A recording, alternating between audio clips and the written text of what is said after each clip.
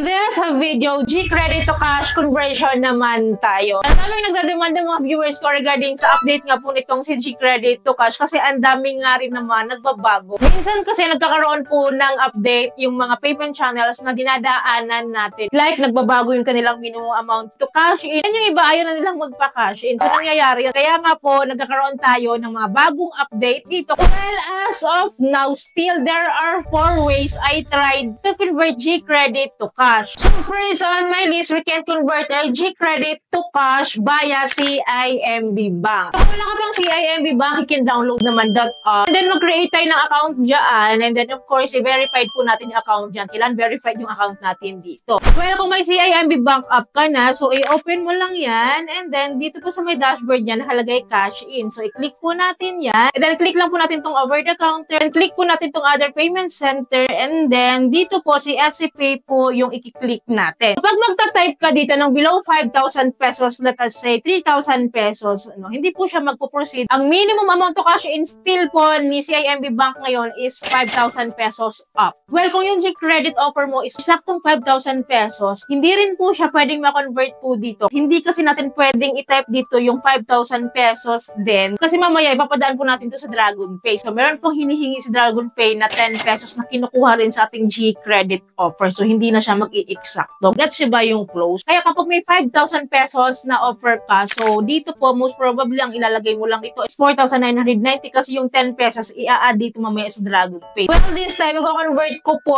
yung G-credit offer po ng husband ko na meron siyang offer na 6,200 pesos. Ang i-input ko lang po dito is 6,190 pesos. Para mag-total siya ng 6,200 mamaya. So, after that, click lang po natin tong payment instruction kasi dito po nakalagay yung reference number na kakailanganin natin mamaya sa DragonPay. Copyhin lang po natin tong reference number and then pumunta po tayo agad sa ating GCash account. Then click po natin si bills and then mag-search biller po tayo. Hanapin po natin si DragonPay and then as you can see naman, legit po talagang tumatanggap si DragonPay na yung G-credit. So 6,190 lang po yung itatype ko dito plus 10 pesos nga po na charge po ni DragonPay dito. And dito sa baba, i-paste lang natin yung reference number na kinopya natin kanina and then fill upan po natin yung contact number. Ganun lang. Yung email naman is optional, hindi kailangan. Dito po pipili po tayo ng payment source, either GCash wallet or G-credit. Then after that, as you can see, nag-total na po siya ng 6,200 pesos. I-review lang natin details natin dito kung tama and then after that, confirm lang natin. Agad-agad, magbibigay siya ng resibo kung ito ay successful. And after that, pumunta ako sa aking CIMB Bank app at nakita ko po doon na pumasok na po siya. So ngayon, kung meron tayong CIMB Bank card, we can withdraw this one. Pwede rin po natin i-transfer to other e-wallets or bank account. Dahil itong CIMB Bank, nakalink po ito sa GSave ng GCash account ng asawa ko. So, doon natin siya pupuntahan. Open ulit natin yung GCash. Click lang natin si GSave. Tapos under ni GSave, click lang po natin si CIMB Bank and then lalabas po doon. So, from that, so pwede na natin i-withdraw yan, yung GSave na yan at mapupunta po yan sa aking GCash wallet. The second way to convert G-credit to cash is via own bank naman, which is madalas ko din ginagawa ito kasi tulad kay CIMB Bank, ang dali lang din mag-convert dito. Kaya naman din dito kay own bank, no, minimum of 1,000 pesos ang pwede natin i-convert or i-cash in dito. Well, of course, kung wala pa po kayong own bank, download nyo lang po yung own bank app and then gumawa po kayo ng account dyan. Of course, dapat verified yung account natin dito. Well, kung may own bank na po tayo, so open lang po natin to si own bank and then click lang po natin tong cash in. So, under ng cash in, click lang po natin tong online bank or e-wallet. Pipiliin po natin si GCash. Click lang po natin yan si GCash dyan. Then after that, enter lang po natin yung amount na ika-cash in natin dito. Well, si own bank po kasi lagi ako nag-convert dito ng maliliit na amount like 1,000 to 2,000, 3,000 lang. Ngayon, nagko-convert po tayo ng big amount. Since nakabayad na kami sa G-credit ng asawa ko, magka-convert ulit natin to cash. Kaya ang in-input ko po dito is 6,190 ulit kasi 6,200 nga po yung offer niya sa G-credit. Then after that, enter lang po natin yung 6-digit pin dito sa own bank and then proceed tayo. Then dito nga po makikita natin yung reference number ni DragonPay. Then meron box dito na maliit sa right side. So click natin yan para makopya natin yung reference number na ito. Katulad din kasi IMB Bank, wala tayong binabayaran na charge. Well, kapag pumunta po tayo kay DragonPay, no, sa ating GCash, under nga po ni bill, so i-fill up ulit natin natin dyan na 6,190 and then meron nga pong 10 pesos na standard na charge si DragonPay. Paste lang natin yung reference number. And then sa payment source, si G-Credit lang yung pipiliin natin and then i-confirm lang po natin. And then successful na po yung pagka-cash in natin dito. Then after that, punta po tayo sa ating own bank and then, ayun na nga, pumasok na nga siya. Kung may own bank ATM card ka, so pwede mo na rin itong i-cash out or i-withdraw. Yan kung wala naman, gusto mo siyang i-send sa ating GCash account or sa other bank accounts, pwede at wala po siyang bayad. So third way to convert G-Credit to cash is via coins.ph app. So sabi nila, hindi na daw pwede mag-convert dito. Kaya nga naman ngayon, tatry ko kung makakapag-convert ako. So kung wala kayong coins.ph app, so punta lang kayo sa Play Store, na-download po yan, then mag-create po tayo ng account dyan, and of course, ipa-verified natin. At kung may coins.ph app ka na, so i-open mo lang yung coins.ph app, and then dito po, click lang po natin itong deposit. And then dito sa baba, click natin si cash in. Then here po, hanapin natin si Palawan. Yan po yung i-click natin para makapag-convert tayo dito. Well, dito nga po pala, ang minimum amount na pwede natin i-cash in dito is 100 pesos. As you can see, mas mababa yung minimum amount i-cash in nito compared kay CIMB Bank at saka kay Own Bank. Kaya kung may offer tayo sa G-Credit na 1,000 below, so pwede